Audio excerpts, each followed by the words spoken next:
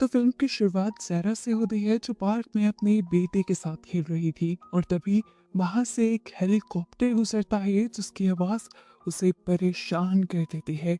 Helicopter को देखते हुए पुरानी यादों में वो खो जाती है। वो एक आर्मी ऑफिसर थी और एक मिशन में उसके कई साथी मारे गए थे जिसका दुख और सदमा आज भी उसे था और इसी वजह से उसकी दिमागी हालत भी खराब हो गई थी और उसने रिटायरमेंट भी ले ली थी। उसकी इसी खौफनाक यादों के दौरान एक आदमी जो कि अपनी फैमिली के साथ खेल रहा था उससे टकरा जाता है और वो उसे किसी दुश्मन की तरह पलटते हुए इतना मारती है कि उसकी नाक तक टूटकर खून रिसने लग जाता है और तब जाकर उसे होश आता है कि मैंने ये गलत कर दिया। फिर उसने इस आदमी से माफी भी मांगी और वो अपने बेटे को लेकर घर चली गई। कुछ साल इस दिन को गुजर जाते हैं और दिखाया जाता है कि सहरा का बेटा अब बड़ा हो चुका है और सहरा उसे लेकर अमेरिकन एम्बेसी में जाती है। इसी टाइम सहरा को एक जर्नलिस्ट का मैसेज मिलता है जिसमें वो बता रहा था कि सहरा के आखिरी मिशन के बारे में उसके पास कुछ खास इंफॉर्मेशन है जिसकी मदद से ये लोग पता चला सकते हैं कि आखिर उस दिन दुश्मनों ने उनके ऊपर हमला किया कैसे था। जर्नलिस्ट ने एक वीडियो भी सेंड की हुई थी जिसे सारा देखने लग गई। काफी देर के लोग एम्बेसी में अपनी बारी का इंतजार करते रहे और सहरा का बेटा बहुत ज्यादा बोर हो गया, इसीलिए सहरा उसे प्लेइंग रूम में छोड़ आती है। सहरा बाहर निकलती है तो उसकी नजर दो लड़कों पर पड़ती है जो रिस्ट्रिक्टेड एरिया का दरवाजा खोले खड़े थे। हालांकि यहाँ पर किसी को आने जाने की इजाजत नहीं थी, पर ये लड़का एक दूसरे लड़के को बैग देकर यहाँ से बाहर भेज देता है और सहरा इन्हें शक की नजरों से देखने के बाद भी इग्नोर कर देती है। वो अपने बेटे को लेने के लिए प्लेइंग रूम में जब जाती है तो ये देखकर उसके होश उड़ जाते हैं कि उसका बेटा तो वहाँ था ही नहीं। बाहर आकर उसने हर जगह, हर रूम, हर ऑफिस में अपने बेटे को देखा, लेकिन उसका बेटा अब उसे मिल नहीं रहा था। वो गुम हो चुका था। तो यहाँ के रीजनल सिक्योरिटी ऑफिसर एरिक से मिलती है और उससे वही रिस्ट्रिक्टेड दरवाजा खोलने की रिक्वेस्ट करती है, ये बताते हुए दो बंदों ने इस दरवाजे को खोला था, हो सकता है कि मेरा बेटा भी वहां चला गया हो। एरिक ने अपने सारे स्टाफ को, सभी गार्ड्स को उस बच्चे को ढूंढने में लगा दिया पूरी एम्बेसी के अंदर, पर ये दरवाजा नहीं खोला और बताया कि ये दरवाजा खोलना तो अलाउ ही नहीं है। वो अभी यही बात उसे समझा ही रहा था कि उसी टाइम सार्जेंट यहाँ आकर एरिक के कान में कुछ कहते हैं और एरिक उसे लेकर ऑफिस में चला जाता है जहाँ सारा को बताया जाता है कि वो इस एम्बेसी में अकेली आई थी। उसका बेटा तो उसके साथ था ही नहीं, ना ही एंट्री में उसके बेटे का नाम था, यहाँ तक कि सीसीटीवी कैमरास में भी वो अकेली ही नजर आ रही थी। देखकर सारा गुस्से से लाल पीली हो गई। सारा को अच्छी तरह याद था कि वो अपने बेटे को यहाँ लेकर आई थी, इसलिए वो फौरन जर्मन पुलिस को कॉल करने की रिक्वेस्ट करती है। एरिक उसे फोन मिलाकर दे देता है। सारा उन्हें अपने बच्चे की कंप्लेन करती है, लेकिन जर्मन पुलिस उसे ये बताती है कि वो एम्बेसी अमेरिका का इलाका है और हम वहाँ कुछ भी नहीं कर सकते। पुलिस वाले सारा की बस इतनी मदद कर सकते थे कि वो अपने दो पुलिस ऑफिसर वहाँ भेज रहे थे जो सारा को उस एम्बेसी से निकाल सकते थे। थोड़ी देर में सार्जेंट को कोई काम पड़ा तो वो सारा को एक कमरे में लॉक कर गए।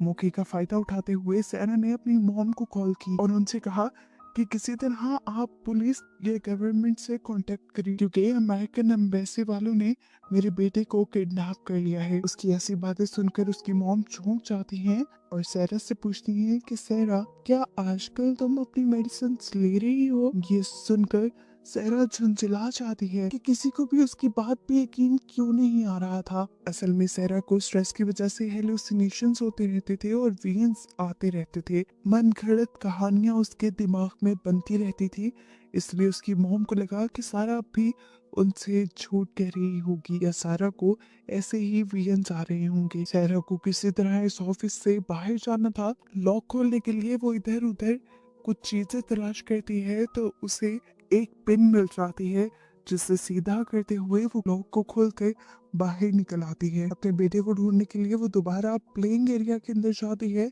जहाँ पर उसे अपने बेटे की एक कार मिल जाती है। ये देखकर उसे अपने ऊपर और भी ज्यादा यकीन हो गया था कि वो अपने बेटे को साथ लेकर ही आई थी।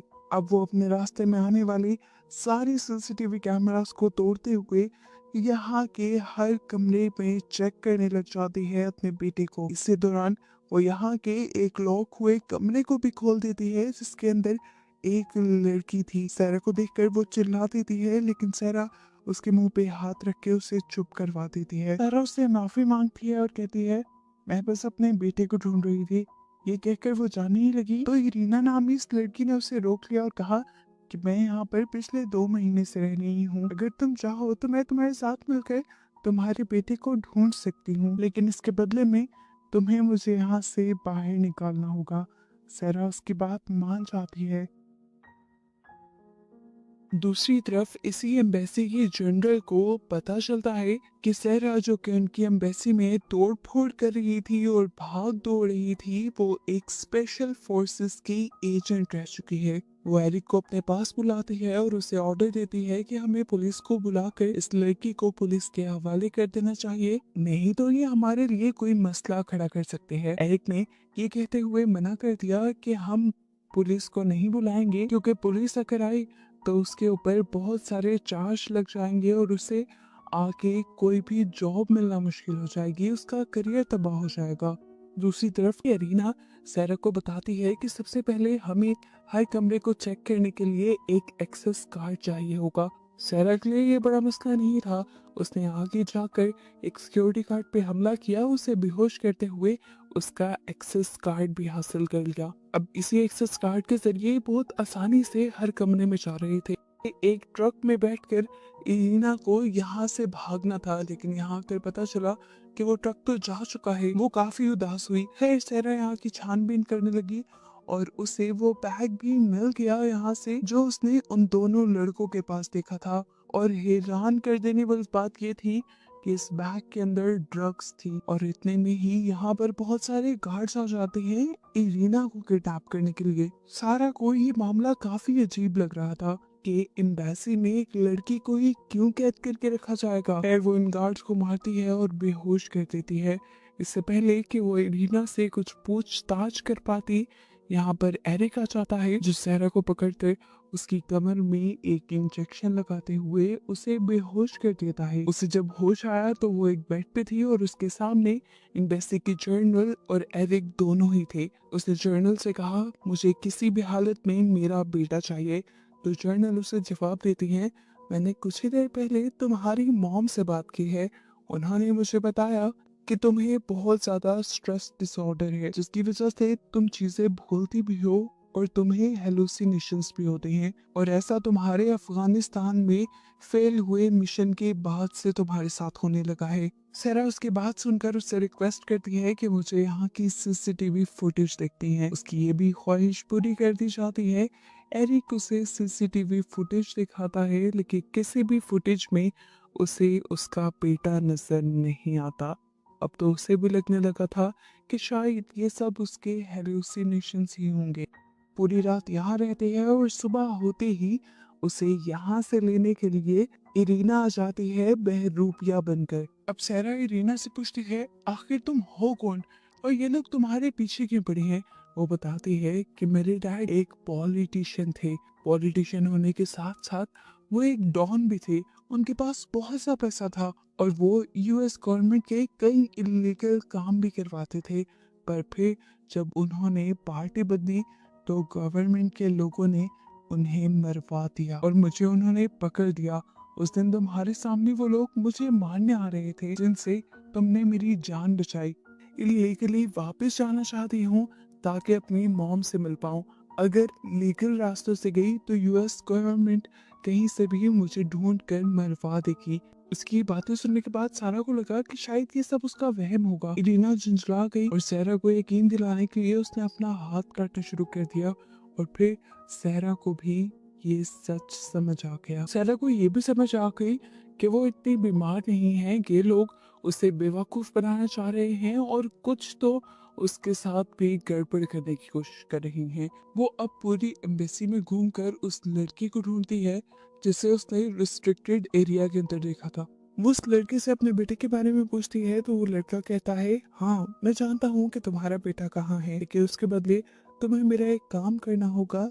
तुम्हें वहां से मेरा ड्रग्स का बैग चुरा कर देना होगा। उसके अंदाज से सारा समझ गई कि उसे सैरा के बेटे के बारे में कुछ नहीं पता, लेकिन ये बात वो लड़के को नहीं बताती और कहती है कि अगर तुम्हें वो बैग चाहिए तो तुम्हें मुझे एक मैप और एक एक्सेस कार्ड ला कर देना होगा। इन्हीं बातों के दौरान सैरा नोटिस करती है कि एरिक भी यहाँ अपनी बेटी के साथ आया हुआ था। एरिना भी यहाँ जब उसके पास आई तो ये दोनों मिलकर एरिक के टेबल के पास गए और उन्होंने देखा कि एरिक की बेटी अपना एक खिलौना यहीं पर भूल गई थी, जिसे इन दोनों ने उठा लिया। आधे घंटे बाद इन दोनों को वो लड़का जेंट्स वॉशरूम में बुलाता है। वहाँ पर वो एक्सेस कार्ड और इस जगह का मैप लेके आया था, जिसको देखते हुए ये लोग सार्जेंट के ऑफिस में पहुंच जाते हैं। ये लोग सार्जेंट के कंप्यूटर को चेक करने लगते हैं और वहाँ उसे सैरा नाम की एक फाइल मिलती है, जिसे खोलने पर उसे पता चलता है एक एक चीज इन्हें सैरा के बारे में पता थी, वो भी अभी से नहीं बल्कि काफी पहले से।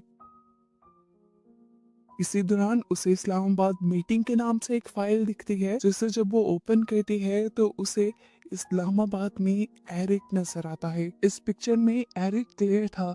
सैरा को याद आया कि यही वीडियो उसे सुबह जर्नलिस्ट ने भी भेजी थी। उसे जर्नलिस्ट को कॉल की और पूछा कि एरिक का इस सब से क्या लिंक है। तो वो जर्नलिस्ट अब उसे बताता है कि अफगानिस्तान में यूएस मिलिट्री की बेस पर जो हमला हुआ था उसे करवाने के पीछे कोई और नहीं बल्कि एरिक ही था। एरिक ने ही उनकी लोकेशन दुश्मनों को दी थी, जिसके बदले उसे पैसे मिले थे। ये वीडियो एरिक के खिलाफ सबूत था। इस वीडियो में एरिक जिससे बात कर रहा था उसका चेहरा भी क्लियर नहीं था। तो जर्नलिस्ट उसे कहता है कि ये चेहरा क्लियर करके मैं तुम्हें अभी सेंड करता हूँ। इतने में ही नहीं वो पिक्चर रिसीव होती, सार्जेंट अपने ऑफिस की तरफ बढ़ने लग जाते हैं। जल्दी से ये लोग एरिना के लैपटॉप में उस पिक्चर को ट्रांसफर करने लग जाते हैं, लेकिन ठीक टाइम पे यहाँ पे सार्जेंट भी आ जाता है, जिससे बचने के लिए इन्हें उस बेचारे से लड़कर उसे गिराकर यहाँ से भागना पड़ता है। ये लोग भागकर टेरेस पे आ जाते हैं। इतने में वो पिक्चर भी लोड हो जाती है, जिस पिक्चर को देखकर सहरा उसे पहचान जाती है। ये उन्हीं तालिबान का हेड था जिसने उनकी बेस पर हमला किया था। और इस टाइम अगर एरिक तालिबान के हेड के साथ बैठा हुआ था तो मतलब एरिक तालिबान के साथ मिला हुआ था। वो एरिना को लेकर उस गोदाम में जाती है जहाँ ट्रक लोड्स होकर दूसरे मुल्क में भेजे जाते थे, और गार्ड्स का एरिना से ध्यान भटकाने के लिए वो गार्ड्स से लड़ने लग जाती है। अभी वो इनसे निमट ही रही थी कि तभी यहाँ पर एरिक भी पहुंच गया अपने साथ गार्ड्स को लेकर। गार्ड्स ने आते ही धड़ाधड़ सहरा पे हमला शुरू कर दिया, जिन सबसे सहरा एक एक करके बड़े अच्छे से निपट लेती है, क्योंकि वो एक ट्रेन सोल्जर थी। ऐसे गार्ड्स से लड़ना उसके लिए आम बात थी। जब सभी गार्ड्स को वो हराकर गिरा देती है तो एरिक उस पर हमला कर देता है, पर वो बेचारा भी सहरा के सामने कुछ नहीं था। सहरा उसका मार मार कर बुरा हाल कर देती है और उसी की गन छीन कर उसी पर पॉइंट कर देती है और उससे कहती है, मुझे मारने के लिए इतना बड़ा प्लान क्यों बनाया? तुम कुछ भी करवा सकते थे, सड़क पर मेरा एक्सीडेंट करवा सकते थे, मेरा मर्डर करवा सकते थे, तुम्हारा मकसद तो सिर्फ मुझे खत्म करना था ना? एरिक हैरान होकर उससे सवाल करता है, तुम्हें कैसे पता कि मैं तुम्हें मरवाना चाहता हूँ?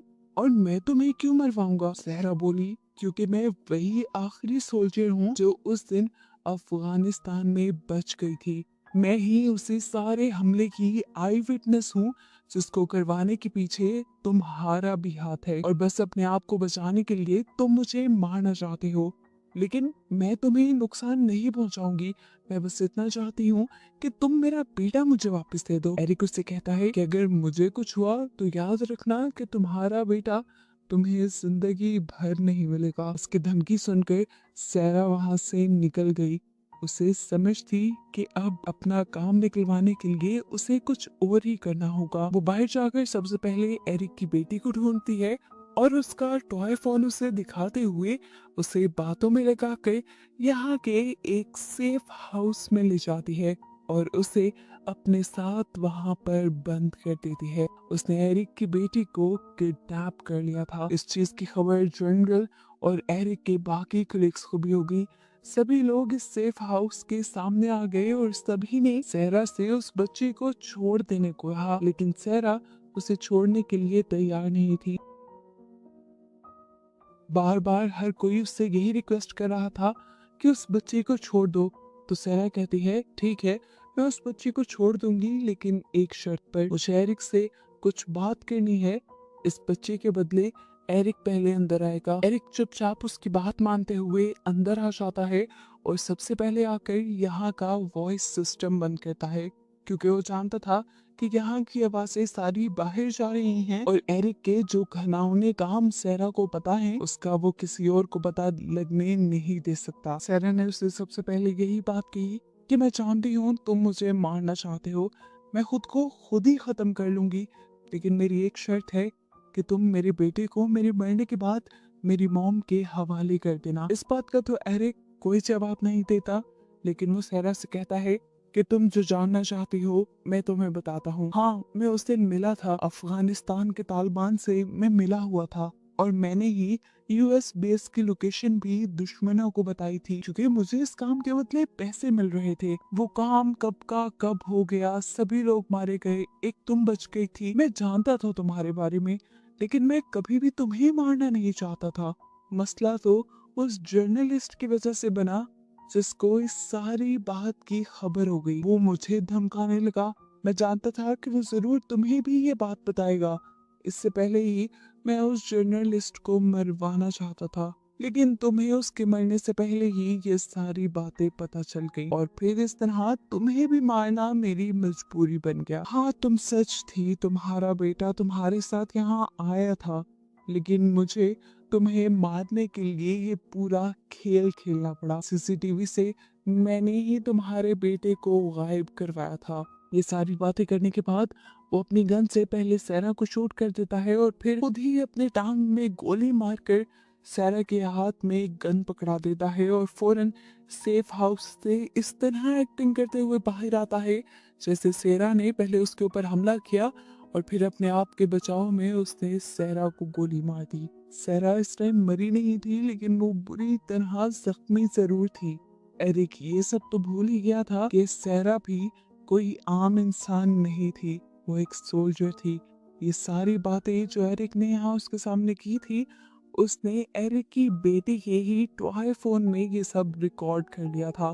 बाहर सभी लोग इस टाइम सहरा को टेररिस्ट समझ रहे थे। जिस सेफ हाउस के अंदर सहरा थी, उस सेफ हाउस को खत्म करने के लिए वो तो उसके बाहर बॉम्ब भी लगा दे, लेकिन उससे पहले ही सहरा वो रिकॉर्डिंग यहाँ के माइक्स में प्ले कर देती है। बाहर खड़े हुए सभी लोग एरिक का वो कन्फेशन सुन पाते हैं और जान जाते हैं कि एरिक एक घिनौना इंसान है। वो ना सिर्फ इस टाइम सहरा के साथ ये खेल खेल रहा था, बल्कि उसने यूएस गवर्नमेंट और यूएस मिलिट्री के साथ भी बहुत बड़ी गद्दारी की थी। एरिक का चेहरा जब सबके सामने आता है तो एम्बेसी की जनरल फौरन ही उसे गिरफ्तार करवा देती है। सैरा को सेफली सेफ हाउस से बाहर निकाल लिया जाता है और उसके बेटे को भी ढूंढकर जल्द ही उसके हवाले कर दिया जाता है।